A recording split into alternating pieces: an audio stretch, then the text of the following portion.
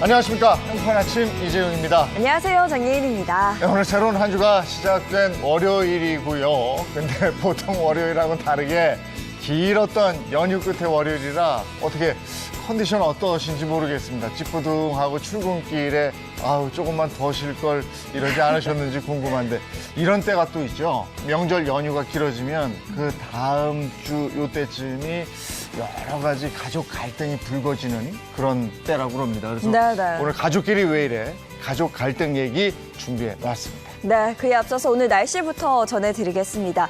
오늘 외출하실 때는 옷차림 든든히 하셔야겠습니다. 겉옷 하나 챙겨 나올 필요가 있겠는데요. 하늘 표정만 놓고 보면 하늘은 대체로 맑겠지만 날은 올가을 들어 가장 쌀쌀할 것으로 보입니다. 거기다가 제법 강한 바람까지 불면서 체감 온도를 더 떨어뜨리겠는데요. 오늘 기온 자세히 살펴보시면 오늘 아침 기온 4도에서 14도로 출발하겠고요. 한낮 기온은 17도에서 23도에 그치겠습니다. 대부분 지역의 아침 기온이 10도 이하로 뚝 떨어지겠고요. 낮과 밤의 온도차 15도 안팎으로 크게 벌어지는 만큼 건강관리 잘 하셔야겠습니다. 오늘은 10월 5일 월요일 행복한 아침 지금 시작합니다.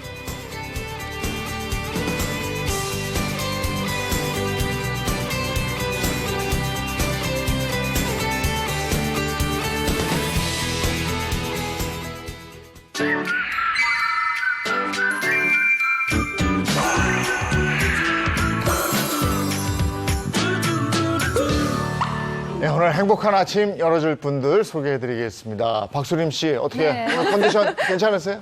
저는 시어머님 같이 살잖아요. 네. 이번 명절에 전 10가지, 나물 5가지, 생선 굽고 그런 걸 안 했어요. 안 하셨어요? 차례를 안 지내잖아.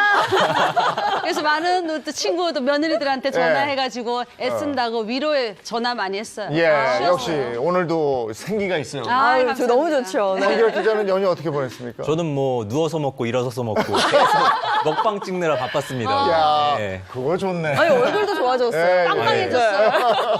오수진 변호사는 어떻게 좀 쉬셨어요? 네, 저도 오늘은 정말 활력 넘치는 아침인데요.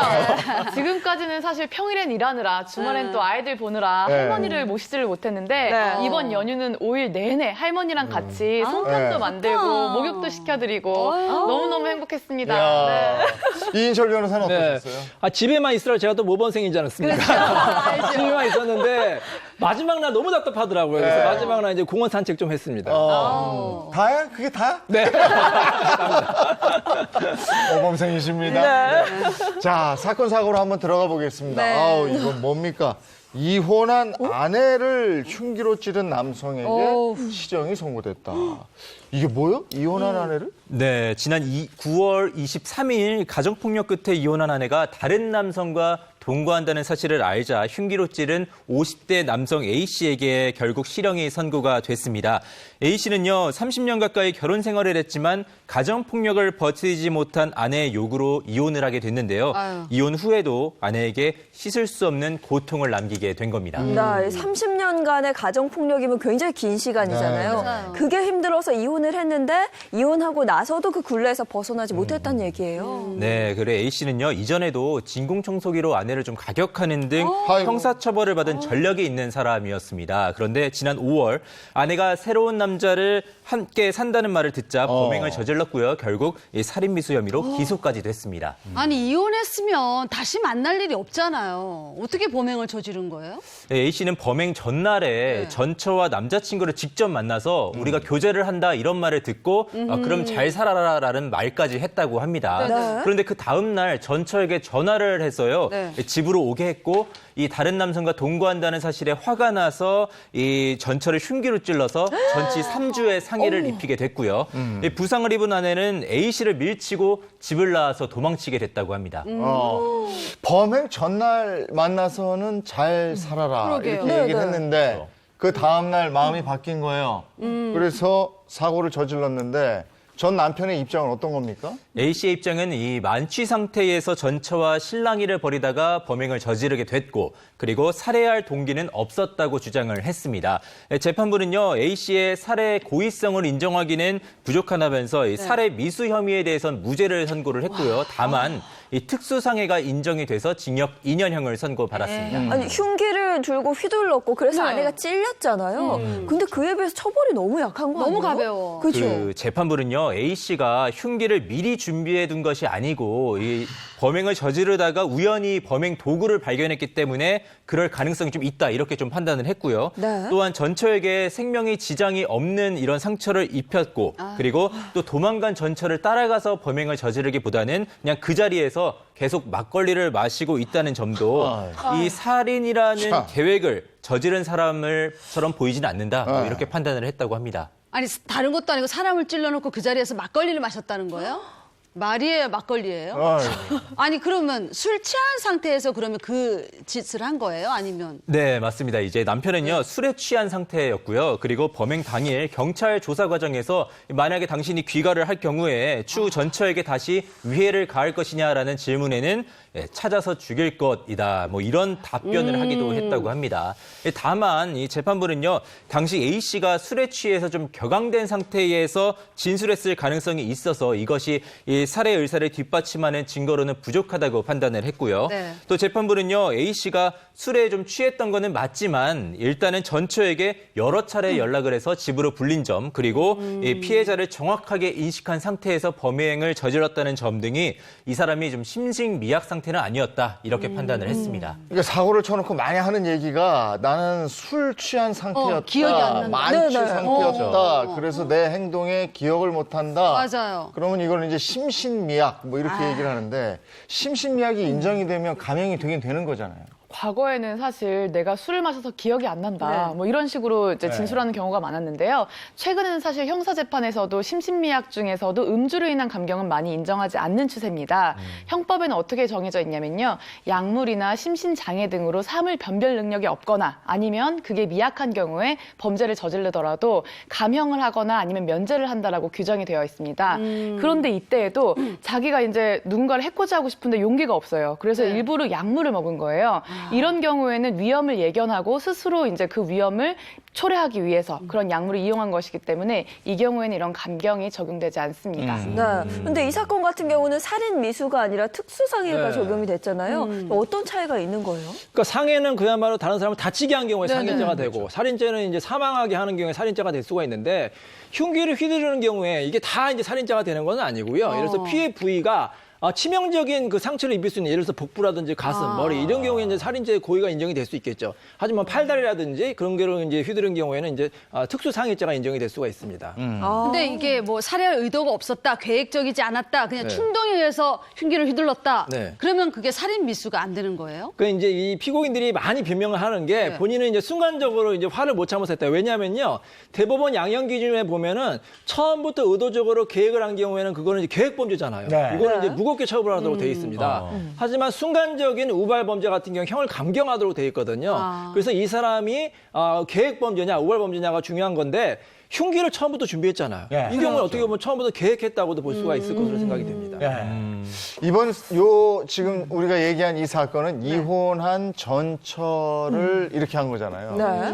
근데 이혼을 요구한 아내를 흉기로 살해하려 한.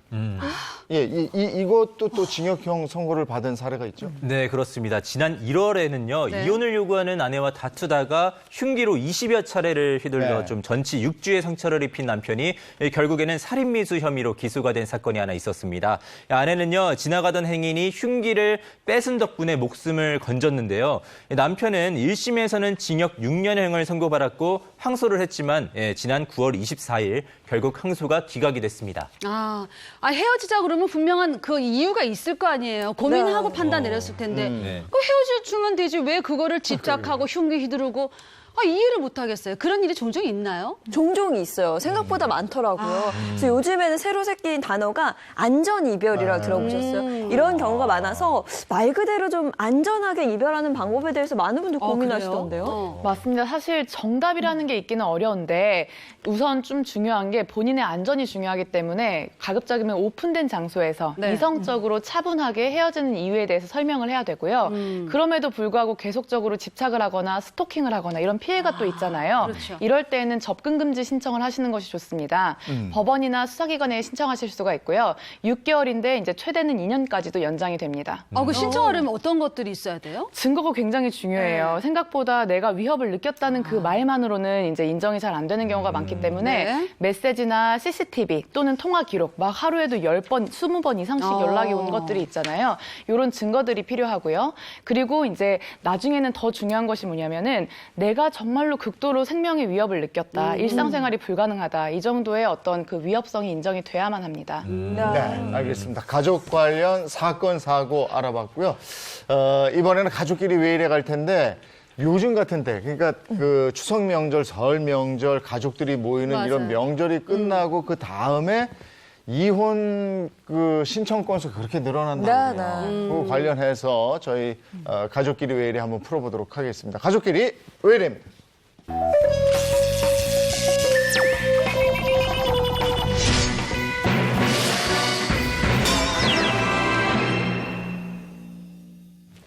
네, 오늘 어떤 사연들이 있습니까? 네, 좀 슬프네요. 네. 가족끼리 왜 이래 파국을 맞은 부부들에 관련된 사연들 모아봤습니다.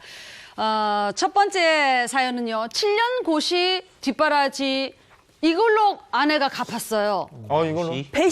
배신으로 갚은 아내. 머리카락을 잘라서 돈으로 바꿔줬을까요? 난 돈으로 대신- 갚은 안에 이건 줄 알았는데 그러면 그래. 갈등이 아니지. 아니죠. 그죠? 갈등이 아니지. 갈등. 뭔가 바람 뭐 이런 건가? 한번 보겠습니다. 7년 고시 뒷바라지를 외도로 갚은 아내. 막장 드라마죠. 예. 남편 역할은 황 기자님 해주시고 아내 역할은 예인 씨가 해주시기 네. 바랍니다. 알겠습니다. 사연 속으로 들어가겠습니다. 예쁘고 상냥한 제 아내는 유치원 선생님입니다. 아이들 보는 게 제일 행복하다던 아내가 언제부턴지 이상합니다. 그렇게 좋아하던 유치원도 가기 싫어하는 것 같고 매일 멍하니 창밖만 보면서 한숨만 푹푹 쉬더라고요. 무슨 일이냐 물어도 묵묵부답으로 일관하던 아내. 어느 날 저에게 폭탄 발언을 던졌습니다. 여보, 나 사실 꿈이 하나 생겼어. 나 유치원 말고 학교 선생님 되고 싶어. 대학교 다니면서 임용고시 봐서 나 꼭 선생님 될 거야. 오, 선생님? 야, 당신이 하고 싶은 거면은 내가 진짜 팍팍 밀어줘야지. 어? 대학도 다니고 아예 이번 기회에 임용고시 준비도 해. 내가 진짜 열과성으로 해볼게. 한번. 아, 진짜 우리 여보 역시 최고야. 알겠어. 내가 꼭 선생님 돼서 당신한테 10배 아니 100배 갚을게. 100배. 너무 고마워. 그렇게 저는 아내의 든든한 후원자가 됐습니다. 집안일의 육아도 제 몫이었고요. 아내는 오직 공부만 했습니다. 7년 후에 아내는 임용고시에 합격! 지방학교에 발령을 받았죠. 그런데 아내 몰래 찾아간 학교에서 기가 막힌 광경을 보게 됐습니다. 야, 장애인. 너 그 옆에 있는 그 남자 이거 뭐야? 아니, 당신이 여기를 어떻게 왔어? 연락 한 통 하지. 아니, 당신이 집에 하도 안 들어오니까 내가 직접 찾아온 거지. 근데 나 몰래 이 딴 놈이랑 이거 바람을 피워? 야, 너는 진짜 7년 동안 살림의 육아에 내가 온갖 뒷바라지 다 해왔는데 선생님이 되자마자 이렇게 내 뒤통수를 치냐? 야, 난 어떻게 나한테 이럴 수가 있냐, 넌. 아니 근데 당신 좀 말이 심하다. 뒷바라지 해준 건 그래 고마운데 공부는 뭐 당신이 했니? 내가 했지? 내가 똑똑해서 내가 그 긴 시간 열심히 해서 선생님 된 거야. 그리고 나 이제 꿈도 다 이뤘고 미안하지만 나 이 사람 사랑해. 그러니까 우리 안 되겠다 여보. 이혼하자. 야, 무슨 이혼? 야, 네가 그런다고 내가 순순히 그래줄 것 같냐? 나 당신 고소하고 위자료까지 받아낼 거야. 7년간 너한테 바친 내 인생 다 보상해. 그때 보상해! 이래야 돼. 보상해! 복식호흡으로. 바람 피우다 들킨 아내는 오히려 뻔뻔하게 이혼을 요구하더라고요. 고시 뒷바라지 했더니 선생님 되자마자 바람 피운 아내. 전 아내에게 바친 제 7년을 보상받을 수 있을까요? 예. 진짜 나쁜 아내 아니에요? 야, 이거 진짜 7년 동안 뒷바라지를 너무한다. 이렇게 이런 헌신적으로 남편이 했는데. 어딨어. 그러니까. 그죠? 헌신했는데. 근데 그거를 이게 왜 도로 갚아? 그러니까. 야, 이거 구체적으로 듣고 싶네요. 어떤 사연입니까? 네, 이거는요, 지난 2014년에 있었던 판결 내용입니다. 이제 유치원 교사였던 아내는요, 결혼한 뒤에 학교 선생님이 되겠다면서 유치원을 그만두게 되는데요. 남편은 아내가 대학도 다시 다니고 이제 임용교시 합격하기까지 무려 7년간을 뒷바라지를 해왔습니다. 아, 진짜. 이 남편은 돈을 벌면서 집안일까지 했고요. 네. 중간에 태어난 아들도 시어머니와 시누이가 돌보면서 아내는 정말 오로지 공부만 했습니다. 아내가 선생님이 되고 그런데 첫 부임지가 지방이었던 것이 좀 화근이 됐습니다. 그럼 선생님 되자마자 첫 부임지에서 바람을 피운 거예요? 네, 이제 용인과 지방을 오가면서 이제 주말부부 생활을 했잖아요. 네. 그런데 아내가 기차 안에서 한 남성을 만나게 된 겁니다. 그 기차가 네, 문제야. 아내는 주말에도 누군가와 끊임없이 계속 문자를 주고받고 아이고. 겨울방학이 됐는데도 집에 안 들어오는 거예요. 그래서 이 남편에게 갑자기 이혼까지 요구하게 된 겁니다. 결국 남편은요, 아내 몰래 아내가 일하는 이 초등학교를 찾아가 봤는데 이 교원 사택에서 아내의 부정행위를 물격하고 두 사람을 어떡해. 간통 혐의로 고소까지 하게 된 겁니다. 야, 이 바람 피우는 현장을 또 실제로 봤으면 충격이 더 컸을 텐데. 맞아요. 그래서 이거 어떻게 됐어요? 판결이 어떻게 났어요? 네, 아내와 간통남은 재판에 넘겨졌고요. 결국 법원은 이들에게 징역 8개월에 집행유예 2년을 선고하게 됩니다. 이 남편이 받았을 정신적 고통을 금전으로 위로하라면서 위자료 5천만 원을 지급하라는 판결도 내렸고요. 여기에 더해서 이 아들의 친권자와 양육권자도 남편으로 지정하게 됐습니다. 속이 다 시원하네요. 근데 이 사건 같은 경우는 간통 혐의로 처벌을 받았지만 지금은 이 간통죄가 또 폐지됐잖아요. 이 사건은 2014년이기 때문에 처벌이 가능하지만 2015년에 간통죄가 그러게요. 헌법재판소에서 사생활의 비밀, 개인의 성적 자기결정권을 침해하는 위헌 판결을 받았어요. 그래서 지금은 간통죄로 처벌하는 규정이 없습니다. 그럼 불륜을 처벌하는 방법은 없습니까? 그러니까 형사 범죄로 불륜을 처벌할 수는 없고요. 네. 다만 이제 그 처벌에서도 벌금형을 받을 수 있잖아요. 이런 것처럼 상간자와 배우자를 상대로 위자료 청구 소송을 하면 이제 그 판결이 인정됐을 때 어쨌든 벌금과 비슷한 효과를 낼 수는 있습니다. 지금 이렇게 부부간의 정조 의무를 해한 경우에는 상간자 위자료 청구 소송에 이제 아주 큰 기본적인 전제가 되는데요. 네. 그래서 그 외도의 기간과 정도를 반영해서 위자료가 이제 인정이 되는데 보통은 1,000만 원에서 3,000만 원 정도 사이로 인정이 되고요. 특히 지금 이 경우에는 앞으로도 계속 연락을 하거나 만날 가능성이 있는 상황이잖아요. 이럴 때는 부부가 이혼을 하지 않는다고 한다면 장래에 뭐 연락을 1회 할 때마다 얼마, 뭐 근처에 접근할 때마다 얼마 이런 식으로 앞으로 만날 것을 대비해서까지도 청구를 할 수 있습니다. 지금 우리가 얘기한 이 사건은 2014년에 벌어진 사건이기 때문에 이게 지금 징역 8월에 집행유예 2년 이렇게 선고가 됐습니다만은 네. 그리고 그 뒤에 그게 있죠? 위자료 5천만 원을 그쵸? 지급하라. 이렇게 네. 판결이 났단 말이에요. 근데 지금 이렇다면은 그 이게 뭐 집행유예 몇 년 이건 없겠지만 위자료는 가능하잖아요. 근데 그렇죠. 위자료는 아까 얘기한 대로 상간자 위자료 청구 소송 이거는 가능한 거죠. 그렇죠. 이제 형사처벌은 안 되니까 이제 민사소송으로 이제 제기하는 경우가 많은데 소위 말해서 뭐 상간녀 소송, 상간마 소송이라고 하거든요. 근데 그 소송이 그렇게 녹록하지가 않아요. 왜냐하면은 예를 들어서 남편하고 바람을 폈습니다. 그 네. 증거를 딱 내밀잖아요. 그 상간녀가 뭐라고 하느냐. 아, 몰랐습니다. 기혼자인지 몰랐습니다. 싱글인 줄 알았어요. 이렇게 이제 변명하는 경우가 있거든요. 네. 그래서 이렇게 해야 돼요. 예를 들어서 남편이 뭐 내연녀를 만나다. 그럼 내연녀를 만나서 담판을 지는 거예요. 각서를 받고 다음부터 안 만난다. 근데 만약에 각서를 썼는데도 그다음부터 만나면 이제 인정될 수가 있거든요. 그래서 이 사람이 기혼자임을 인지했다. 그런 증거, 예를 들어서 사진이라든지 문자 이런 증거가 있어야지만 이제 소송에서 이길 수가 있습니다. 아, 그럼 저는 이것도 궁금해요. 만약에 배우자 뒷바라지를 막 열심히 했어. 그래서 뭐 우리 오 변호사 혹은 이 변호사처럼 전문직을 갖게 된 거예요. 뭐 앞으로 벌어들일 수익이 많잖아요. 아, 그렇지. 근데 바람 펴서 이혼을 하게 됐을 경우에는 앞으로 벌 수익에 대한 재산 분할 이런 것도 청구할 수 있나요? 그런 건 좀 무리 아닌가? 아, 그래도 뒷바라지 했잖아요. 왜 이렇게 흥분해요? 근데 했잖아요. 그렇지.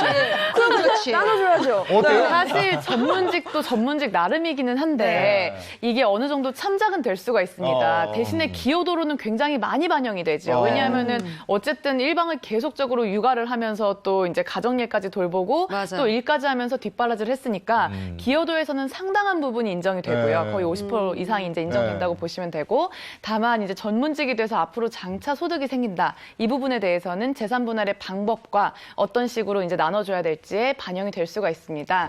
다만 지금 이제 이 외에도 연금이라든지 퇴직금은 장래에 받을 것이라도 현재 시점으로 이제 환산을 해서 받을 수가 있고요. 연금은 일정한 요건을 충족하면 실제 수령할 수 있는 시기가 되었을 때 이혼한 배우자에게도 분할로 지급이 될 수 있습니다. 그게 같이 산 기간이 어느 정도 이게 아니고 누가 봐도 내가 뒷바라지에서 이 사람이 뭐 변호사가 됐건 선생님이 됐건 하면 일정 수익 부분이 어느 정도 발생할 걸 알기 때문에 그렇죠. 그 수익에 대해서 내가 가져갈 권리가 있다 이렇게 되는구나. 기여도로 많이 반영이 됩니다. 아, 그렇게 되는군요. 그럼 우리가 드라마 같은 데서 이런 소재를 많이 보잖아요. 열심히 뒷바라지 했더니 네. 그게 되고 나서 딴짓을 해버려. 그렇죠. 아니면 아예 배신을 해. 그렇죠. 이런 경우 많이 봤는데 이런 사례들이 왕왕 있죠. 드라마 같은 일이 있습니다. 제가 이제 고시 합격해서 연수원을 다녔잖아요. 연수원 네. 다니면 연수원 정문 앞에 웬 여자분이 막 이렇게 피켓 시위하는 경우가 있어요. 뭐 연수생 나와 각성해. 그래서 얘기를 들어보면은 네. 본인이 10년 동안 뒷바라지 했는데 고시 붙고 나서 조건 좋은 여자 만나서 결혼했다는 거야. 뭐 얼마나 가슴 아프니까. 그래서 막 뭐 시위하는 경우가 있는데 이렇게 이래서 뭐 남편을 뒷바라지 해가지고 전문의를 만들었다. 심지어는요 남편을 교수 만들려고 해외 유학병까지 청구해서 다 되는 경우가 있거든요. 막상 교수 되니까 다른 여자 만나고 이런 경우가 있어요. 그럼 너무 억울하잖아요. 그래서 이제 이혼 소송을 합니다. 그래서 위자료도 청구하고 재산분할 청구하는데 그 사람이 뭐라고 하느냐? 지금 돈 없어요. 그러니까 나중에 돈 벌지 어떻게 합니까? 그래서 우리 법원에서는 사실 이거를 재산분할 정확히 특정하기가 어려워요. 이 사람이 얼마 벌는지 어떻게 알겠습니까? 그래서 위자료를 많이 인정해 주는데 위자료가 최대 5천만 원 정도거든요. 아, 그래요? 그러니까 얼마나 억울합니까? 네. 그래서 뒷바라지 해줄 경우에는 이 사람이 정말로 믿을 만한 사람인지 확인한 다음에 아니 해주지 마세요. 야, 그걸 어떻게 확인을 하지? 점쟁이 만나야죠. 근데 이게 고시 공부라는 게 책 사야 되죠. 수업 들어야 되죠. 또 떨어지면 1년 또 해야 되죠. 돈 많이 들잖아요. 근데 배우자가 뒷바라지 하다가 빚을 떠안았어요. 그럼 그럴 수 이혼할 있죠. 때 그 빚을 나눠요? 그거 어떻게 되는 거죠? 2013년에 실제로 아주 중요한 판결이 나왔는데 이 남편이 사업을 한다고 하는데 사실 경제적 능력이 별로 없어요. 신용도 안 좋고. 그래서 아내가 본인 명의로 거의 수억 원의 이제 빚을 져가지고 남편 뒷바라지를 한 겁니다. 남편이 조금 이제 잘 될 것 같으니까 아내의 후배와 바람이 난 거예요. 그래서 이제 아내가 이제 이혼을 하게 됐거든요. 네. 자, 이때 문제는 뭐냐면 위자료는 인정이 됐습니다. 네. 하지만 이제 문제는 그 수억 원의 빚을 어떻게 나눌 거냐. 이게 쟁점이 된 사건입니다. 빚을 나눠야 되는 거 그러니까. 아니에요? 그렇죠. 그럼 나눠줘야 되는 거 아니야? 파렴치한 남편한테 위자료 받는 건 이건 잘했어요. 그렇죠? 네. 근데 아내가 남편 때문에 빚까지 졌다고 하면 이거 재산 분할 이거 빚도 빚 나눠야지. 분할해야지. 싸워야 네. 되는 거 그러니까 이 아니에요? 아내분이 빚이 무려 2억 원이 넘었어요. 그러니까 2억 원이 넘게 이제 본인 명의로 대출을 이제 안 하니까 은행에서는 당연히 아내한테 갚으라고 할 거 아닙니까? 그러니까 이혼하고 아내가 다 떠안으니까 얼마나 억울합니까? 그래서 법원에 이 2억 원 빚 다 내가 떠안게 억울하니까 남편도 부담해야 된다 이렇게 소송을 했거든요. 자, 우리 법원에서는 어떻게 되느냐? 어떻게 됐을까요, 과연?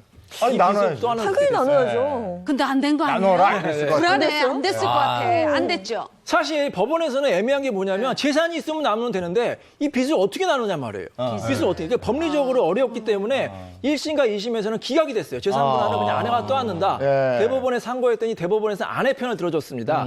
자, 가정생활을 위해서 아내가 빚을 부득이하게 진 경우에는 예외적인 경우에 남편도 빚을 떠안아야 된다. 이렇게 이제 획기적인 판결을 내렸습니다. 아, 그렇군요. 빚도 나눠야 나눠야 된다. 네. 이런 얘기예요. 또 뒷바라지를 한 아내를 남편이 배신한 이런 사건이 또 있었죠. 네, 지난 2014년에도 요거와 비슷한 사건이 하나 있었습니다. 의사가 되기 위해서 유학 생활을 하는 동안에 뒷바라지라는 아내를 두고 외도를 일삼은 남편에게 이혼의 책임이 있다는 법원 판결이 나온 건데요.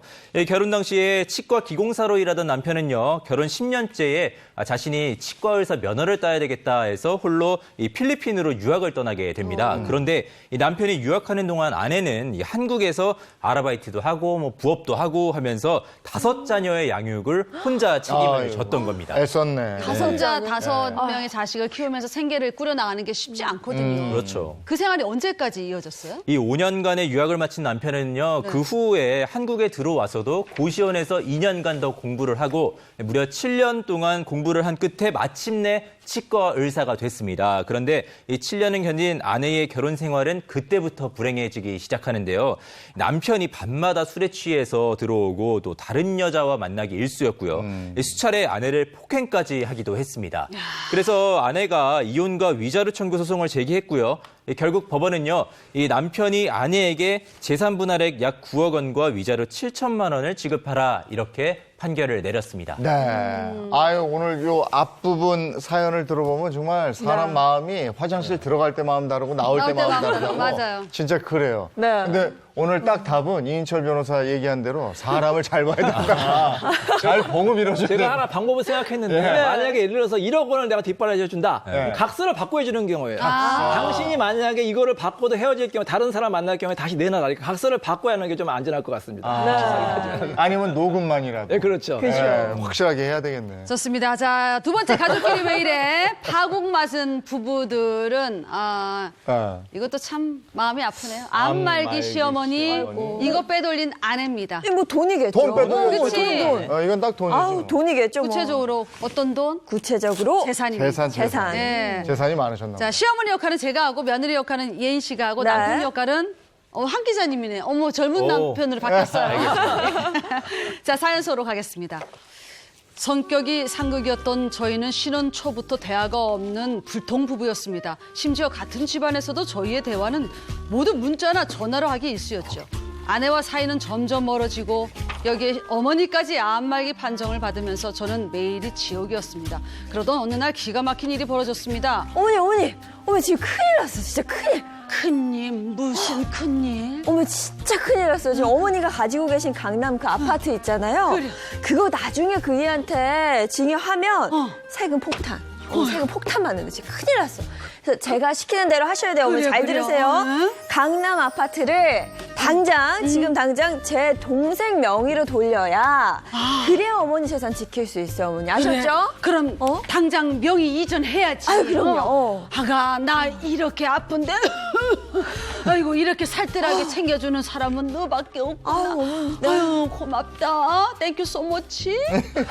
평소 시댁엔 코빼기도 안 비추던 아내는 살 날이 얼마 안 남은 저희 어머니를 찾아가 아파트를 친동생 명의로 바꿨습니다.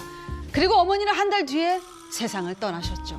그런데 아내의 뻔뻔한 행각은 여기서 끝이 아니었습니다. 야, 장애인. 야, 당신 제정신이야, 이게? 야, 이게 뭐야? 어떻게 내 통장에서 3천만 원씩이나 빼서 이걸 장모님 계좌로 빼돌릴 수가 있냐, 너? 아, 그거 내 말 안 했구나. 그 엄마가 돈 필요하대서 내가 잠깐 빌려드린 거야. 아이, 가족끼리 뭐 서로 도울 수도 있는 거지. 왜 이렇게 흥분했어? 왜 이렇게 화를 내? 야, 우리 엄마 아파트는 네 친동생한테 주고 내 돈은 장모님한테 주고 아주 그냥 우리 집 재산 다 퍼나르는 너랑은 도저히 내가 살 수가 없다. 도저히. 나 안 되겠다. 이 집 나가야 되겠어, 나. 집을 나간다고, 당신이? 독박 육아에, 독박 살림에 내가 다 했는데 이제는 뭐 가출까지 하시겠다?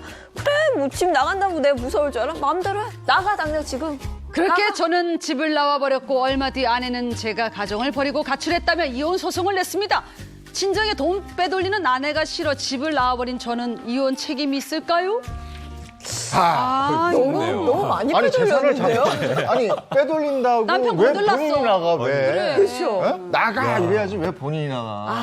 그죠? 너무 이거 무서운 어떻게 된 여자 얘기예요? 예, 이거는요, 지난 2015년에 있었던 판결입니다. 이제 이 사건의 부부는요, 신혼 초부터 서로 말이 통하지 않는다면서 집에서도 전화나 문자로 대화를 했다고 하는데요. 네. 아이가 태어난 이후에는 양육과 가사 분담 문제로 사이가 더 벌어졌다고 합니다. 그러던 중에 시어머니가 갑자기 췌장암 말기 진단을 받고 입원을 하게 되는데요. 이때 이 아내는 남편의 사내복지 혜택 문제와 세금 문제를 들면서 시어머니 명의의 아파트를 자신의 친동생 명의로 바꿔달라고 설득을 하게 되고요. 시어머니는 며느리 설득에 소유권 이전 등기를 모두 마치고 한 달 뒤에 사망을 하게 됩니다. 가뜩이나 사이도 안 좋은데 그 또 안말기 어머니를 꼬드겨가지고 아파트 명의를 막 돌리고 그 진짜 화나죠. 네. 네, 그렇죠. 이제 시어머니 사망 이후에요. 네. 이 아파트 소유권 문제를 둘러싸고 부부간의 다툼이 시작이 됐습니다. 거기에 아내가 남편과 상의 없이 남편 명의 채권 3천만 원을 자신의 어머니 앞으로 이체를 시켜버리는데요. 이 화가 난 남편은 짐을 싸서 집을 나가버렸고요. 며칠 뒤에 아내와 남편 가족 간의 몸싸움까지 벌어져서 이 사건이 또 형사사건으로 번지기도 했습니다. 결국 아내와 남편이 서로에게 이혼 소송까지 제기하게 됩니다. 자, 그럼 여기서 알아볼 부분은 그거예요. 친정에 돈을 빼돌린 아내, 이 아내가 괘씸하다고 집을 나간 남편. 근데 이 아내가 집을 나가서 이제 밖으로 나간 남편을 향해서 이혼 책임이 있다고 소송을 걸었어요. 그렇죠. 그럼 이 남편한테 이혼 책임이 있을까 없을까? 이걸 우리가 먼저 해봐요. 어렵다. 좀 너무 어려워. 어렵네요. 아니 근데 남편이 집을 나가버렸단 말이야. 하나, 그래서. 둘, 셋. 들어주세요. 저도 왜 집을 나가냐고. 있었으면 아내 책임인데 나갔기 있었으면 때문에. 괜찮았어. 그렇죠. 예. 그러니까 친정에 빼돌린 건 잘못했잖아요. 잘못했죠. 먼저 잘못을 했고 그 잘못에 대해서 근데 거기에 대해서 끝까지 버텨야지 왜 나갔냐 이거야. 아니 근데 전에 무슨 얘기 들어보니까 그냥 이렇게 대책 없이 나가버리면 안 되더라고. 맞아요. 이걸 해결하든지 뭐 어떻게 버텨야지. 아니 빼돌린 사람 안 했는데 자기가 왜 나가? 여기서 버텼어야지. 아니면 나가라고 그러든가. 그럼요. 그래서 좀 책임이 남편한테도 있을 것 같아요. 안타깝지만. 내가 문제를 이해를 잘 못했네. 이해를 잘못했습니다. 보니까 이해가 안 됐어요. 그래서 그럼 오를 뭐죠? 바꿔? 네. 바꾸죠. 자, 전문가 의견 듣습니다. 어떻습니까? 그렇죠. 그래요. 왜 나갔어, 집을? 나갔으면 남편에게도 안 되는 이혼 거죠? 책임이 있습니다. 그렇죠. 네, 그게 아까 말씀하신 것처럼 저도 참 안타깝고 속상해요. 남편이 얼마나 속이 상하셨겠어요. 정말 그 와이프 친동생한테는 이제 뭐 집을 해주고 집을 빼돌리고. 그다음에 3천만 원은 또 아내가 가져가고 막 이런 식으로 하는 게 이해할 수는 없겠지만 어쨌든 일방적으로 집을 나가버린 것은 또 아기의 유기 사유가 될 수 있고요. 또는 이제 기타 혼인을 계속할 수 없는 중대한 사유에도 해당이 될 수가 있습니다.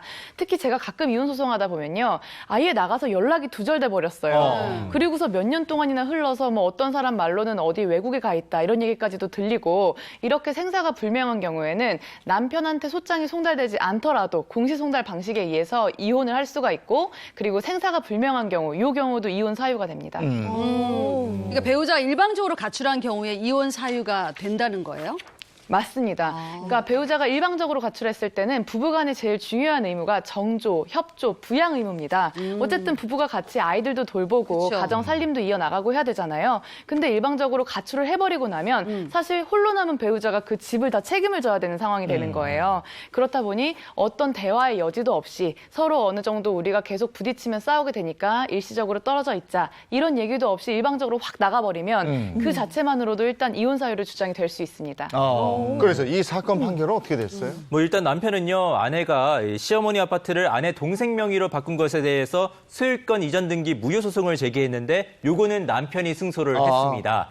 그런데 이제 재판부는요, 혼인 파탄에 대한 책임을 부부 양측 모두에게 들었는데요. 일단 아내는 시어머니가 사망한 이후에 상속 문제로 이 불신이 극에 달한 순간에 남편 몰래 일부 재산을 빼돌렸다는 점이 잘못됐고, 남편은 말씀하셨다시피 일방적으로 집을 나간 잘못이 있기 때문에 양측 모두에게 책임이 있다고 판결을 했습니다. 그러니까요. 무슨 문제가 있으면 그래도 집안에 있어야지. 그렇죠. 본인이 답답하다고 먼저 나가면 책임이 지는 거야. 발생할 수 있습니다. 네, 지는 거예요.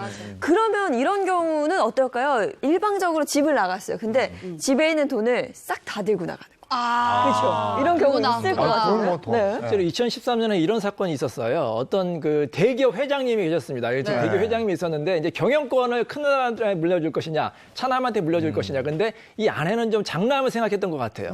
근데 이 남편이 아내와 상의 없이 독단적으로 차남한테 경영권을 물려준 거예요. 그러니까 아내가 좀 화가 났겠죠. 네. 그래서 해외여행을 같이 갔는데 해외여행 중에 이 아내가 친정 어머니가 아프다는 핑계로 먼저 기구를 했어요. 먼저 기구를 해서 집안을 사사히 뒤져보니까 거액의 돈이 있었거든요. 그 돈을 갖고 가출한 거예요. 그래서 그 돈으로 변호사 비용도 쓰고 소송 비용을 한 다음에 이혼 소송을 했습니다. 그러니까 남편이 나 이혼 못한다. 이혼 못한다고 버티니까 아내가 이거 남편이 특별히 잘못이 없고 불리할 것 같으니까 이제 이혼 소송을 취하겠다고 한 거예요. 그러면 가정을 유지하겠다. 그러니까 그때서야 남편이 아니다. 나는 이혼을 하겠다. 반소를 했거든요. 자, 이 경우에 법원에서 이혼을 인정해 줬을까요? 굉장히 어려운데 이것도. 해줬을 것 같고. 중간에 그런 질문 좀 하지 말아주세요. 나안 된다고 그랬을 것 같아. 상당히 어렵네요. 안 된다고요? 네. 저는 될 것 같은데. 1심에서는 이혼이 안 됐어요. 남편이 처음에는 이혼을 원하지 않았고 지금 현재도 아내도 이혼을 원하지 않으니까 이제 가정을 지켜라. 이제 이혼을 기각을 시켰는데 항소심에서 이혼이 됐습니다. 어찌됐건 아내가 이제 신뢰관계를 깨트리는 행위를 했고 또 가출도 했고 또 이미 더 이상 혼인관계 유지할 수 없다고 해서 이혼이 인정이 됐습니다. 근데 가출도 문제인데 사실 돈까지 들고 나갔으면 이미 뭐 신뢰는 다 깨진 거죠. 그 남편이 화날 만한 게 아내가 친정에 돈을 빼돌렸잖아요. 근데 진짜 주변 이렇게 보면 결혼하면서 효자가 되는 경우가 많더라고. 그러니까 남편한테 받은 생활비 용돈을 빼돌려서 친정 갖다 주는 거야. 남편의 보양식을 몰래 빼돌려서 친정 갖다 주는 거야. 이렇게 몰래 빼가지고 친정 몰래. 그런 경우도 있어요. 아니 이런 거는 정도가 심하면 확실히 이혼 사유가 되는 거죠? 그렇죠. 근데 이제 갑자기 이제 소송을 한다고 하니까 이런 생각이 드는데 이 아내가 친정에 돈을 빼돌린다. 그걸 네. 조사해달라. 이렇게 의뢰하는 남편이 있어요. 그래서 정말로 남편이 이제 원하는 대로 딱 이제 조율을 해보면 아내가 이제 가끔 이제 그 친정에다가 뭐 100만 원, 200만 원 이렇게 도와주는 경우가 있거든요. 네. 근데 그 정도 도와주는 경우가 좀 이혼 사유가 되는 건 아닌데 예를 들어서 남편 몰래 집을 담보 잡혀가지고 뭐 1억 원을 이제 뭐 꿔줬다. 아니면 이제 남편이 몰래 재산을 이제 시댁에 다 은닉했다. 이런 경우에 이혼 사유가 될 수 있거든요. 그래서 일반적인 합리적인 범위 내에서 뭐 친정이라든지 이제 시댁을 도와주는 거는 큰 문제가 없지만 거액을 상의 없이 독단적으로 하는 경우는 이혼 사유가 될 수 있으니까 반드시 상의하시고 도와주시기 바랍니다. 네. 그리고 이 사건 같은 경우는요, 남편이 아파트 명의에 대해서 이 소유권 이전 등기 무효 소송을 냈잖아요. 이것도 사실 시기가 굉장히 중요할 것 같거든요. 시기도 중요하고요. 일단은 소유권 이전 등기 소송이라는 게 진정한 권리자에게 소유권을 등기를 넘겨주라라는 그 판결을 받기 위해서 이제 하는 건데요. 가장 정상적인 경우는 매매 계약을 했는데 나는 돈을 줬는데 뭐 상대방이 등기를 안 넘겨준다. 이럴 때 이제 등기를 달라고 할 수가 있는 거고, 또는 만약에 내가 진정한 매매 의사가 없었어요. 치매가 걸렸거나 아니면 불치병으로 투병 중에 계약서가 위조가 돼가지고 이제 소유권 이전 등기가 넘어갔을 때 이럴 때에는 사실 넘어간 등기를 말소해야 되는 소송을 할 수 있어요. 아마 지금 이 사건에서도 소유권 이전 등기 말소 청구 소송을 했을 텐데 그 부적법한 실체 관계가 있었던 상태에서 등기가 넘어갔으면 그 매매 계약 자체가 무효이기 때문에 다시 그걸 말소해서 원래 소유자에게 넘겨주라라는 거예요. 이 사건에서는 또 어머니께서 돌아가셨는데 그래야 이제 이 재산이 상속으로 물려받게 될 수 있겠죠.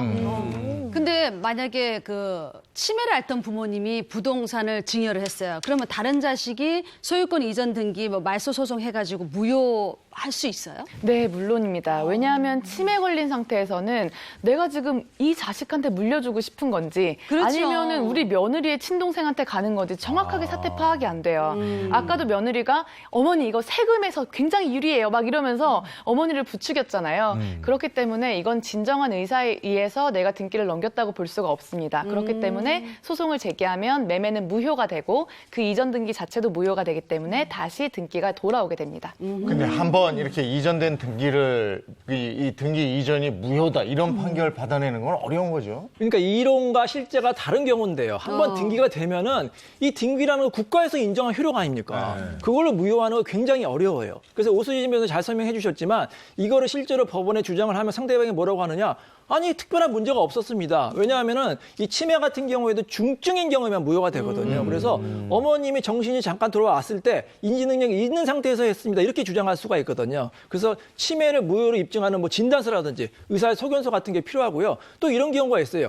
명의만 이 사람 앞으로 돌린 겁니다. 왜 우리가 부동산 명의 다른 사람 명의를 그 명의 신탁이라고 하거든요. 그거를 주장해도 그거를 입증할 수 있는 뭐 각서라든지 계약서가 없으면 굉장히 인정되기가 힘들어요. 그렇기 때문에 부동산 같은 경우는 절대로 아무리 믿는 사람이라 하더라도 다른 사람 명의를 할 경우에는 굉장히 위험하니까 신중하게 결정하시기 바랍니다. 그럼 이혼하려고 마음 먹고 이혼 그 재산 분할 청구를 준비하고 있는데 이혼 소송 전후로 이게 상대방의 재산을 몰래 빼돌리는 이런 경우가 있어요? 많이 있을 것 같아요. 그런 경우가 굉장히 많아요. 그래서 이혼 상담을 오시면 아파트 부동산이 누구 명의로 되어 있는지 먼저 여쭤봐요. 그래서 이혼을 고민하고 있는 단계에서부터 만약에 이제 아내가 남편하고 이혼을 하고 싶은데 명의가 다 남편 명의로 돼 있다. 이러면 부동산 처분금지 가처분, 제3자한테 팔지 못하도록 또는 부동산 가압류를 바로 해두셔야 되고, 그러다가 이혼을 하기 싫으면 이제 그거를 취소하시면 돼요. 근데 이걸 대비해 놓지 않으면 정말 제3자한테 빼돌리는 경우가 있는데 그러면은 일이 복잡해집니다. 왜냐하면 남편하고 원래 이혼을 하는 거니까 재산 분할을 남편하고만 싸우면 되는데 다른 사람한테 넘어가 있으면 그렇죠. 이게 재산 분할에서 빼돌리기 위한 거다라는 걸 입증을 하면서 사회행위 취소 소송을 같이 해야 되는 경우가 있어요. 그래서 반드시 이혼을 염두에 둔 상태에서는 가압류나 가처분, 특히 뭐 예금이나 적금을 남편이 어디 많이 모아두고 있다. 거기다 가압류해야 됩니다. 근데 재산 분할을 회피하려는 그런 목적이 아니고 정말 급하게 쓸 돈이 생겨서 그거를 어떻게 처분을 해야 된다. 이것도 있을 거 아니에요, 이런 경우. 아내 입장에서 그 말을 믿을 수 있을까요? 정당하게 처분을 했다. 저는 일단 소송부터 해야 된다고 있을까? 그거는 소송부터 해야 될 것 같고요. 만약에 정당하게 그 처분을 했다고 주장을 한다면 이 남편 입장에서 뭐 과거에 내가 돈을 수억을 빌렸다라는 것을 거래 내역을 통해서 입증을 해야 되고 그게 안 된다고 한다면 정당한 처분이라고 하더라도 예를 들어서 부동산을 팔았다고 하면 그렇죠. 그 부동산을 판 대가가 있잖아요. 돈이 들어왔을 거잖아요. 그걸로 재산 분할을 하면 되고 만약에 그 돈이 미심쩍다. 이럴 때에는 이제 이거 사회행위 취소 소송해야 됩니다. 네. 재밌는 얘기가 떠올랐는데 네. 갑자기 이혼 소송만 하면 남편들이 그렇게 사업이 어려워지는 거예요. 왜냐면 사업이 잘 되면 재산 분할 많이 해야 되니까. 네. 그동안 이제 결혼 생활할 때는 막 이제 본인 사업 잘한다고 경제적인 능력이 있다고 과시를 하는데 이혼 소송만 하면 그렇게 죽는 소리를 해요. 사업도 어렵다. 양육비 줄 돈도 없다. 왜 이렇게 이혼만 하면 어려우니까 이혼 가급적 안 하는 게 좋을 것 같습니다. 아니, 결국은 돈으로 가는구나. 맞아요. 그렇죠. 네, 결국은 그렇게 되네요. 네. 자, 다음 거 볼까요? 네, 가족끼리 왜 이래? 파국을 맞은 부부들. 네. 자, 세 번째는 이거와 눈 맞아서 이혼 요구한 남편입니다. 누구하고 눈 맞았을까? 근데 이게 과여서 굉장히 어려워요. 뭐 저는 뭐 친구와 뭐 이렇게 생각했는데 친구와. 와도 아니고. 뭐뭐과. 파국을 부모도 맞은 아니고. 부부들이에요. 네. 그래요? 뭐 생각지도 못한 누군가하고는 되게 눈을 황당할 맞았는데. 황당한 네. 얘기인데 한번 보겠습니다. 따라란. 이야. 사돈하고 눈이 맞았으면 어떻게 되는 거야? 아침 막장 드라마입니다. 네. 네.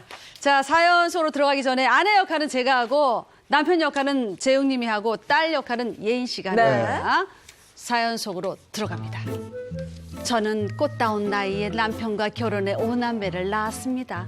남편과 함께 사는 세월은 하루하루 살얼음판 같았어요. 툭 하면 밥상 걷어차고 막말까지 하는 탓에 하루도 마음 편히 보낼 날이 없었죠. 그래도 자식밖에 없다고 아들이 기분 전환하라고 보내준 여행지에서 기가 막힌 장면을 보고 말았습니다. 아유, 우리 아들 덕에 이런 여행도 와보고 참 좋다. 아유. 에이? 잠깐만. 저 인간이 왜 저기서 나와? 네가 왜 거기서 나와? 아니, 설마. 아? 옆에 서 여잔 사돈? 에라? 당신 여기 웬일이야? 아, 지금 그게 문제야? 아니, 당신이나 사돈이 단둘이 여행을 왜 와? 바람 피울 사람이 없어서 사돈하고 바람을 피워? 당신 제정신이야, 지금? 아니, 이 여자가 왜 이렇게 흥분을 하고 그래? 세상에. 진정 좀 하고. 사돈끼리 여행 왔어, 그래. 사돈끼리 왔다. 근데 이상해, 이게? 이상하게 생각하는 당신이 더 이상해. 사돈끼리 왔다 어쩔래 이거야 지금? 그렇게 남편은 사돈과 함께 여행 온 모습을 들켰고 오히려 저를 이상한 사람으로 몰아세우면서 적반하장으로 나왔습니다. 그날은 그렇게 넘어갔지만 얼마 후에 더 충격적인 일이 벌어졌습니다. 아빠! 지금 여기서 뭐 하시는 거예요, 지금? 아니, 왜 아빠가 다른 여자랑 손을 잡고. 웬일. 아니, 근데 옆에 이분은. 결혼식 때 봤던 둘째 오빠는 장모님 아니세요? 근데 너는 왜 거기서 나오냐? 얘네들이 왜 자꾸? 야, 너 근데 이거 있잖아. 네. 엄마한테 얘기하지 마. 아빠! 돈 될 마마다. 돈 텔마가. 아빠가 지금 우리 엄마 배신하고 사돈이랑 바람 피우는데 내가 어떻게 말 안 해요, 아빠? 나 아빠 용서 못 해요. 당장 엄마랑 이혼하세요. 돈 될 마마 여기 있다. 이혼해야지 그럼. 그렇게 남편은 사돈과 함께 있는 모습을 딸아이에게도 들키고 말았습니다.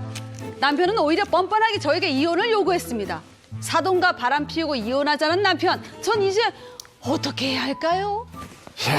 사돈과 이런 일이 있을 수 있어요? 글쎄, 사돈과 남편의 잘못된 만남. 근데 번번이 또 딸한테까지 그 현장을. 딸은 또 마음이 어때요? 글쎄 말이야. 이게 어떻게 되려 된 화를 얘기예요? 냈다잖아. 이 사건은요, 2013년에 있었던 판결입니다. 이 사건의 남편은 평소 아내에게 폭언을 일삼았고 여기에 머리채를 흔들어 잡거나 뭐 물을 끼얹는 등 이 폭행도 서슴지 않았다고 하고요. 거기다가 남편의 횡포는 이 외도로까지 이어졌습니다. 그 외도 상대가 바로 둘째 아들의 장모였던 건데요. 이 남편은 사돈과 함께 고속도로 휴게소에 함께 있는 모습을 장남에게 들키자 장남 가족들에게 폭언과 막말을 했고요. 급기야 아들 가족에게 접근하지 말라는 결정까지 받게 됩니다. 남편이 잘못했잖아요. 누가 봐도 잘못했잖아요. 그쵸. 근데 뭐가 떳떳해서 그렇게 뭐 포근하고 그래요? 난 그건 도저히 이해가 안 돼요. 근데 거기다가 네. 사돈이랑 같이 있는 모습을 딸이 또 봤잖아요. 그러니까. 네, 딸은 그렇습니다. 어떻게 이제 남편은 같은 해 또 사돈과 함께 있는 모습을 이번에는 딸한테 들켰어요. 네. 근데 이때도 딸에게 폭언을 했습니다. 그래서 이 사실을 알게 된 아내가 남편에게 사과를 요구했지만 적반하장으로 남편은 모든 사태의 원인을 아내한테 돌리면서 이혼을 요구하게 되는데 더 이상 결혼 생활을 유지할 수 없다고 판단한 아내는요, 집을 나가서 이혼 소송을 내게 됩니다. 자, 그래서 이 사건은 어떻게 됐어요? 법원은 남편 책임을 인정을 해서 이혼 판결을 내렸고요. 남편이 아내에게 위자료 5천만 원을 주라고 판결을 했습니다. 재판부는 남편이 사돈과 부적절한 관계로 의심받을 만한 소지가 충분히 있다고 했고요. 또 자식들이 재산 욕심을 가지고 아내를 부추겨서 소송을 냈다고 비난하는 등 이 남편이 갈등을 크게 키웠다고도 설명했습니다. 근데 이 사건에서는 남편이 잘못했잖아요. 근데 본인이 먼저 이혼하자고 했단 말이에요. 네. 그럼 이게 잘못한 배우자가 이혼을 이렇게 먼저 요구할 수도 있는 거예요? 뭐 요구는 할 수 있겠죠. 요구를 해서 이제 소송에서 접수는 할 수 있겠는데, 우리 민법에는 이제 유칙지의라고 해서 네. 그 이혼 사유가 6가지가 규정이 돼 있거든요. 근데 그거는 피고 상대방의 어떤 잘못을 해야지만 인정이 돼요. 반대로 원고가 유책 배우자일 경우에는 원칙적으로 이혼 청구가 기각이 되게 돼 있습니다. 네, 그러니까 적반하장으로 그렇죠. 본인이 잘못해놓고 이혼 청구하는 건 받아들여지지 않는다 이건데 반대의 상황도 있긴 있을 것 같거든요. 그러니까 원칙적으로는 안 되지만 예외적으로 이런 경우가 있어. 아내가 상대방이 마음속으로는 이혼할 마음이 굴뚝같이 많아요. 네. 근데 겉으로만 누구 잘 되는 걸 보려고 이런 경우가 있잖아요. 그렇죠. 맞아. 오기나 보복적 감정이 있는 경우는 예외적으로 이혼이 될 수가 있고, 예를 들어서 뭐 또 별거가 10년, 20년 됐다. 아니면은 이제 도저히 결혼 생활이 파탄에서 유지될 수 없다. 그럴 경우 예외적으로 이혼이 인정이 되는 경우도 있습니다. 네.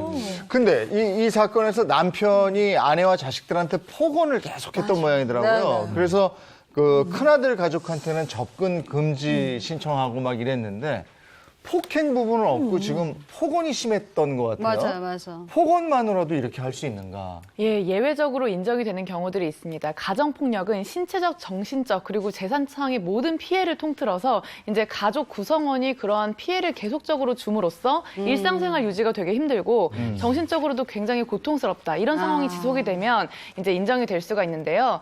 이렇게 접근 금지가 인정이 되면은 뭐 집에서도 퇴거 조치를 할 수가 있고요. 네. 그리고 직장이나 주거로부터 100m 이내에 접근을 금지하고 또 연락이라든지 뭐 이메일, 전화 이런 일체의 어떤 접근을 전부 다 차단을 해서 만약에 이것을 어기면 2년 이하의 징역 또는 2천만 원 이하의 벌금에 처하게 합니다. 이게 사돈과 다른 사람도 아니고 사돈과 바람이 났다는 건 뭐 막장 드라마에서 보일 듯 말 듯 하잖아요. 그렇죠. 근데 이게 실제 이런 일이 종종 있습니까? 가끔 있습니까? 처음입니까? 뭡니까 도대체? 네? 막장 드라마 또 말씀드릴까요? 그러니까. 2010년에 이런 경우가 있었는데 이 남편이 이제 바람을 폈는데 그 네. 바람 핀 상대방이 누구냐면 아내 여동생. 아하. 아내가 이제 그 그런 아버지가 다른 여동생 처제네. 이부 동생이라고 처제와 사랑에 빠진 거예요. 그래가지고 이제 아내가 화가 났겠죠. 그래서 네. 아내랑은 이혼을 했는데 이 처제랑 조금 살다가 헤어졌다가 아유. 다시 15년 만에 만나서 또 처제랑 이제 살게 된 거예요. 몇 년을 살았는데 그동안 이제 돈이 생겼을 거 아닙니까? 그래서 네. 남편이 2억 원 정도를 이 처제한테 맡겼어요. 맡겼는데 그 후에 이제 둘이 사이가 나빠져서 헤어지게 됐어요. 그래서 남편이 이 재산 분할을 청구했거든요. 네. 2억 원 중에서 일부를 이 사실혼이기 때문에 인정해달라. 자, 이렇게 법원에 주장했는데 우리 법원에서 어떤 판결을 내렸을까요? 이건 또 애매하지 않나? 이게 지금 사실혼 사실혼 관계, 일부러 같잖아. 사실혼 관계야. 그럼 사실혼 관계 자체로는 나눠야 되는 게 맞는데 이게 그렇죠. 인정이 되면. 네. 근데 이 상대는 지금 처제였단 말이에요. 처제와 사실혼 관계였다는 자체도 좀 애매한데 네. 재산 분할까지 갔다. 이거 안 되는 거 아닌가요? 재산 분할 될 것 같은데요, 될것 저는. 같은데 어차피 이혼하고 처제라도 아니 그냥 근데 대상이 좀 애매하잖아. 그러니까 이제 좋은 지적해 주셨는데 네. 처제는 이렇게 이제 항변을 했어요. 우리는 결혼한 게 아니다. 네. 우리는 법적으로 인정될 수 있는 결혼이 아니기 때문에 사실혼도 아니고 사실혼도 아니기 때문에 위자료 재산을 줄 수 없다. 이렇게 이제 네. 인정했고 이렇게 이제 주장했거든요. 하지만 법원에서는 이 경우에 예외적으로 사실혼으로 인정될 수 있다. 그렇기 때문에 그래요? 처제가 보관한 돈 중에서 1억 5천만 원을 반환해라. 이렇게 이제 판결 내렸습니다. 근데 말씀해주신 것처럼 뭐 사실혼은 될 수 있어도 결혼은 좀 불가능한 거 아니에요? 형부와 처제 사이에? 우리 민법에는요. 네. 이 근친이라든지 친족 간의 결혼을 엄격하게 금지를 하고 있어요. 맞아요. 처제도 포함이 되고 네네. 원칙적으로 이 사람들이 결혼하면 혼인 취소 사유가 인정이 되거든요. 하지만 예외적으로 이런 사람들 중에서도 결혼을 예외적으로 인정하는 경우가 있어요. 언제 인정을 해줄까요? 결혼을 예외적으로 인정하는. 야, 좀 애매한 관계인데 결혼 인정한다. 네. 둘이 저희가 너무 사랑합니다. 사랑만 가지고 부족해. 안 돼요? 그냥 사랑만 가지고 부족하고 네. 자녀가 임신이 됐어요. 아이가. 임신이 되고 출생했을 경우에는 이 혼인을 인정 안 하면 그 아이는 어떻게 됩니까? 그래서 아이를 보호한다는 대의 때문에 아이고. 예외적으로 임신이 된 경우에는 우리 법에서도 혼인관계를 인정을 해줘요. 실제로 이런 경우도 있었어요. 이 형부와 처제가 같이 이제 결혼 생활을 했는데 이 형부가 사망을 하게 된 거예요. 그러니까 유족연금이 나왔잖아요. 이 처제가 10년, 20년 동안 내가 결혼 생활했기 때문에 유족연금 인정해달라. 거기서 대법원에서 인정해줬어요. 예외적으로 사실혼도 보호할 가치가 있다. 그래서 이 판례를 유치 적용해서 이 1심 가정법원에서도 획기적으로 처제와의 결혼 생활을 예외적으로 반윤리성이나 뭐 반사회적 질서가 조금 낮은 경우에는 예외적으로 인정한다. 그런 획기적인 판결이 나왔습니다. 그러면 그거 인정해주니까 먼저 임신부터 하고 오면 어떡해? 그래. 가끔 그것도 그런 경우가 아니다. 있어요. 아이는 무슨 죄예요? 그러니까 그게 불쌍하죠. 그럴 수도 있을 것 같아. 네. 아이고. 근데 저는 또 한 가지 궁금한 게 앞서 저희가 이야기하면서 상간자 위자료 청구 소송 가능하다고 네. 했잖아요. 사돈이잖아요. 사돈한테도 이게 가능하겠죠? 물론입니다. 오히려 사돈이기 때문에 이거는 더 도덕적인 비난 가능성과 그리고 극심하게 고통을 받았다고 볼 수 있는데요. 만약에 뭐 어디 젊은 여자 만나서 그렇다고 하면 친구들한테 욕이라도 하고 얘기라도 하지. 아니 사돈이랑 그런 일이 있다는 얘기를 누구한테 허심탄회하게 털어놓을 수가 있겠으며 또 정신과 진료를 받으러 가기도 참 이게 힘든 마음일 거예요. 그렇죠? 그래서 이런 상간자 위자료 청구 소송은 부부간의 가장 중요한 요건이 정조 의무, 협조 의무, 동거 의무인데 이제 부양도 서로 해야 되고 근데 그중에서 정조 의무를 해야 할 걸 알았어요. 사돈이기 때문에 몰랐을 리가 없죠. 이미 당연히 기혼자라는 걸 알고 있었고 근데 그걸 해야 하면서 상대방한테 고통을 가하면서까지도 아하. 나는 이 사랑을 유지하겠다. 이거는 지금 간통죄가 있었으면 당연히 이제 소송도 해야 되지만 현재로서는 폐지가 되었으니 위자료도 이제 물려서 확실히 이 잘못에 대해서는 위자할 수 있도록 해야 됩니다. 남편이 사돈과 바람을 피웠잖아요. 그러니까 아내도 화가 나니까 너도 한번 당해봐라고 딴 사람과 바람을 또 펴. 맞바람 피는 맞바람. 거예요. 이렇게 둘 다 잘못했잖아요. 그럼 위자료 뭐 재산 분할 이런 건 어떻게 해요? 이제 그런 경우 가끔 있어요. 네. 이제 남편이 계속해서 외도를 하고 10번 정도 외도를 했다. 그리고 계속해서 이제 폭력을 하니까 아내도 화가 날 거 아닙니까? 그래서 네. 아내도 이제 다른 사람 만나서 맞바람 피는 경우가 있는데 네. 이럴 수가 있어요. 아내는 예를 들어서 남편이 바람 피는 거 증거 하나도 없고 네. 남편은 치밀해가지고 아내가 딱 한 번 바람 피는 거 증거를 잡았다. 그러니까 재판하면 누가 이길까요? 그러면 남편이 남편이 이기겠네. 증거가 있는 있으니까. 사람이 이기는 거거든요. 그러니까 아내가 아무리 화가 나다 하더라도 맞바람 피지 마시고 그래. 이혼한 후에 더 좋은 사람 만나시기 바랍니다.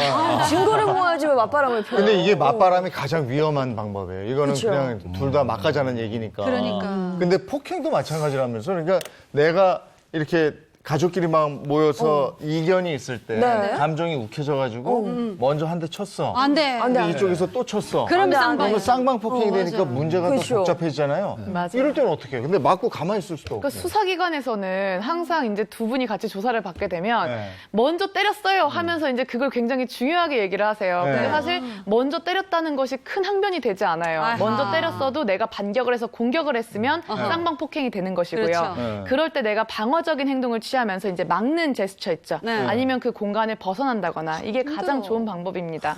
이런 방법 써보세요. 배우자가 정말로 심한 폭행을 한다. 아무리 말로 해도 안 듣거든요. 네. 그러면 막 때릴 때 잠깐만 하면서 핸드폰을 꺼내고 야, 친구 당기 때문에 때려봐. 그럼 못 때리고. 왜냐하면 증거가 있어야지만 인정이 될 수가 있거든요. 그리고 병원 빨리 가서 일반 진단서 말고 상해 진단서를 발급받으시기 바랍니다. 그런 자리는 회피하는 게 좋은 거예요. 그렇죠. 도망가야 돼. 빨리 그 자리를 벗어나고 벗어나서. 그 다음에 이제 서로 좀 진정한 다음에 대책을 세우든가 네. 아니면 그 길로 바로 가서 신고를 하든가 신고해야죠. 이렇게 해야 되는 것 같더라고요. 네, 네. 알겠습니다. 오늘 두 분 고맙습니다. 고맙습니다.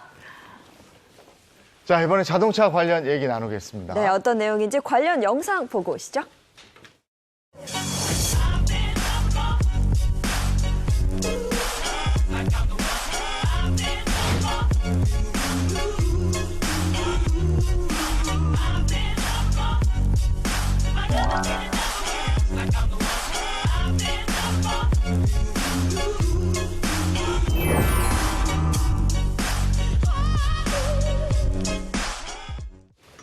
지금 영상을 봤습니다만은 예전에 와. 우리가 공상과학 만화나 네. 영화 드라마 같은 거 보면 예전에 그 전격 제트 작전이었나? 아, 키트! 너무 옛날 아니에요?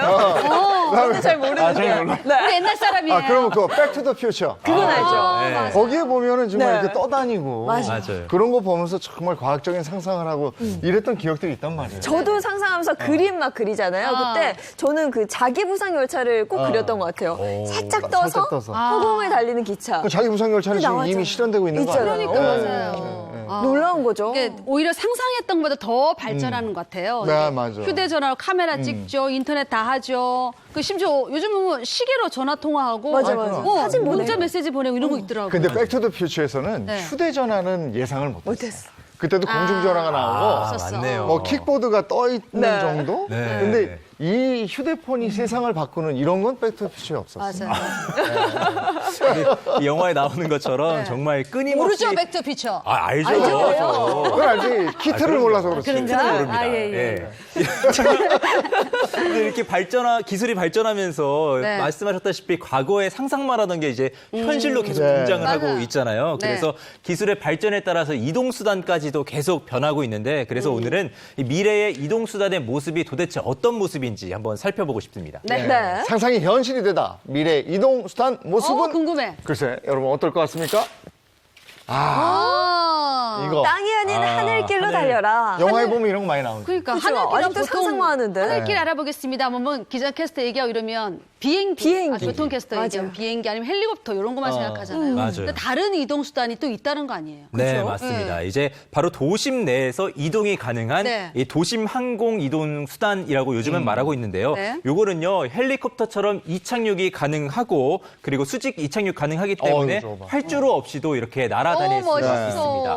그리고 또 소음이 큰 헬리콥터와는 다르게요. 네. 소음도 줄여서 주거 지역에서도 이제 날아다닐 수가 있어서요. 미래 이동 수단으로 꽤 주목을 받고 있는 실정입니다. 그러니까 이 수직 이착륙하면 그냥 쉽게 헬리콥터 떠올리시면 될 것 그렇죠. 같아요. 맞아요. 네. 이제 헬리콥터가 이착륙하시는 모습을 좀 떠올리시면 되는데요. 도심 항공 이동 수단은 빌딩이나 뭐 이제 주차 시설 옥상 등에 이착륙장 시설만 설치를 하면은 아주 간편하게 사용할 수가 있으니까 이것도 또 주목을 받고 있습니다. 도로가 아니고 하늘길을 이용한다. 그러면 출퇴근 시간이 훨씬 당겨질 것도 아이, 같은데 그럼요. 너나 없이 하늘길을 이용한다? 도로도 막히는데 그렇죠. 하늘길도 막히고 막 이러지 않을까 이런 생각도 들고. 네. 뭐 그런 생각 드실 수 있어요. 그런데 일단은요, 도로 위에서 이제 교통체증 딱 보면은 정말 네. 요즘에 숨이 막히잖아요. 그리고 그렇죠. 해가 거듭할수록 자동차 숫자가 계속 늘기 때문에 사실 네. 도로가 이제 포화 상태라고 보시면 될 것 같아요. 그래서 이제 뭐 우리나라뿐만 아니라 해외 다른 나라에서도 이것에 대해서 고민이 많은데 그래서 하늘길을 이용하면은 일단 현재는 도심의 이 복잡한 차량 정체를 좀 해소를 하고 네. 그리고 도시에서의 이동의 어떤 효율성도 좀 해소를 할 수 있다. 이렇게 보시면 될 것 같습니다. 네. 실제로 단축 시간이 얼마나 돼요?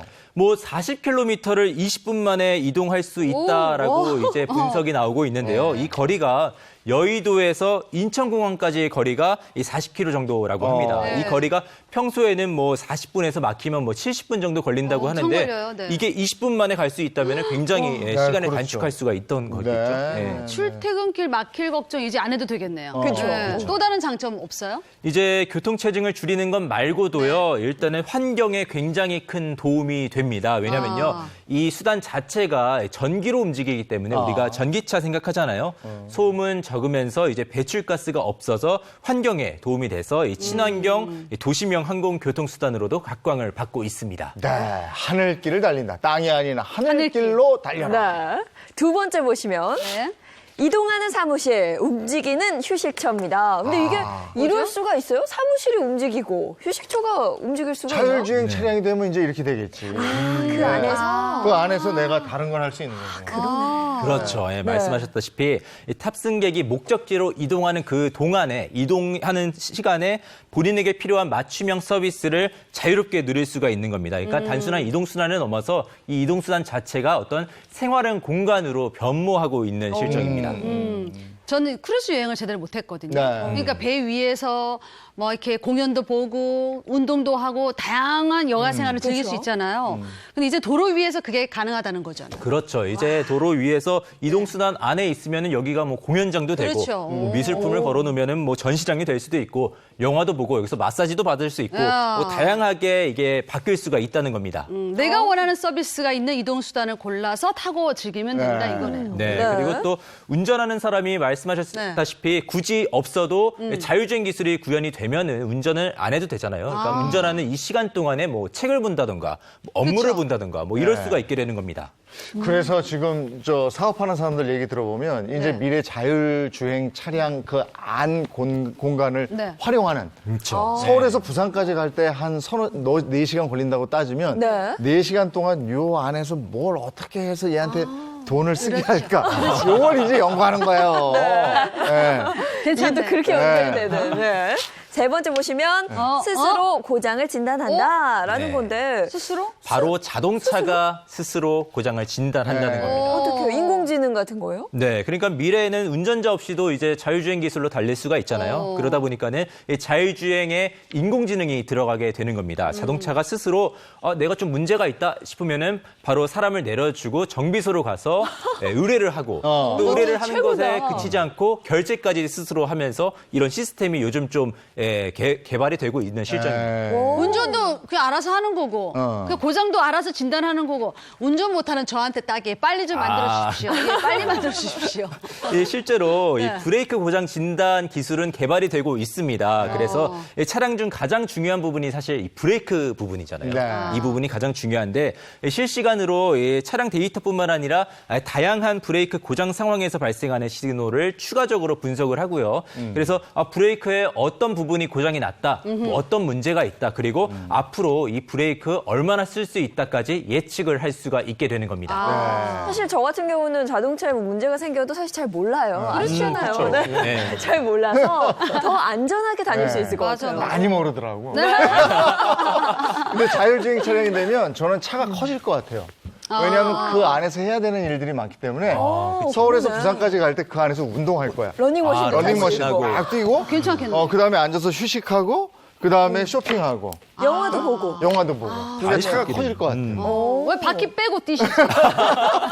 자, 네 번째는 미래가 만든 새로운 공간입니다. 네. 이 이동수단들이 새로운 공간까지 만들었다는 건가요? 네, 그렇습니다. 이제 하늘길에 다니는 이동수단과 이 지상을 다니는 이동수단을 연결하는 공간이라고 생각을 하시면 될 텐데요. 사람들이 다양한 방식으로 뭐 교류하고 소통하고 할 수 있는 공간이라고 보시면 될 것 같습니다. 네. 그러면 최상층에는 하늘길 다니는 이동수단이 이착륙할 수 있는 뭐 그런 곳도 만들어지는 거예요? 그렇죠. 그리고 이 공간에는 와. 휴가나 여가 공간 등 다양한 이 서비스가 제공되던 이동수단들이요. 여기서 만나서 함께 이제 사람들이 내려서 뭐 소통도 하고 뭐 이럴 수 있는 공간으로 변모하는 거죠. 커뮤니티 공간이라는 게 이제는 위에 만들어지겠네. 그렇잖아요. 네. 그 위에 네. 그런 공간들도 다양하게 새로운 공간들이 이제 만들어지는 거예요. 네, 맞습니다. 이제 공연장이나 전시장 또 영화관으로 제작된 이동수단들이요. 이 공간에 모이면 복합 문화 공간이 되는 거고 또 뭐 치료시설들, 의료시설들이 있는 이 이동수단들이 모이면은 여기가 종합병원과 같은 야. 기능을 하게 되는 뭐 이런 미래 세상을 꿈꾸게 되는 겁니다. 다양한 이동수단이 모이면 또 그만큼 다양한 서비스를 경험해 볼 수도 있겠네요. 네, 그렇죠. 예, 이동의 시간적인 제약이나 뭐 물리적인 공간의 한계를 넘어서요. 사람들에게 뭐 지속적으로 소통하고 또 새로운 가치를 만들어내는 공간이 탄생하게 되는 겁니다. 아, 진짜 나날이 발전하네요. 네. 향후 5년 안에 변화, 있을 변화. 이게 굉장히 사람들이 궁금하고 맞아요. 네. 어떻게 될 줄 모르겠는데 이런 것들이 5년, 10년 아니면 다 될 것 같아요. 그냥 구체적으로 충분히. 나오는 네, 네. 얘기들이에요. 내년에 당장 됐으면 좋겠습니다. 아니, 다른 건 다 바뀌어도 우리가 먹는 건 안 될걸? 아, 옛날에 그 왜 캡슐로 다 해결하고 이런 건 그렇죠. 아니잖아요. 맞아요. 우리는 먹는 씹는 즐거움이 재미가 좀 있잖아요. 뜯고 씹는 즐거움. 네. 그게 중요하죠. 알겠습니다. 예, 여기까지 알아보겠습니다. 고맙습니다. 고맙습니다. 지금 어디 외출 준비하는 분들 계시면요. 밖이 쌀쌀해요. 근데 아침에 저희 출근할 땐 추운 정도였었거든요. 맞아요. 네. 외투 하나 꼭 가지고 나가셔야 됩니다. 네, 오늘 옷차림 든든히 하시고요. 저희는 내일 아침 8시 더욱 알찬 내용으로 돌아오겠습니다. 행복한 아침, 행복한 하루 되십시오. 고맙습니다. 고맙습니다.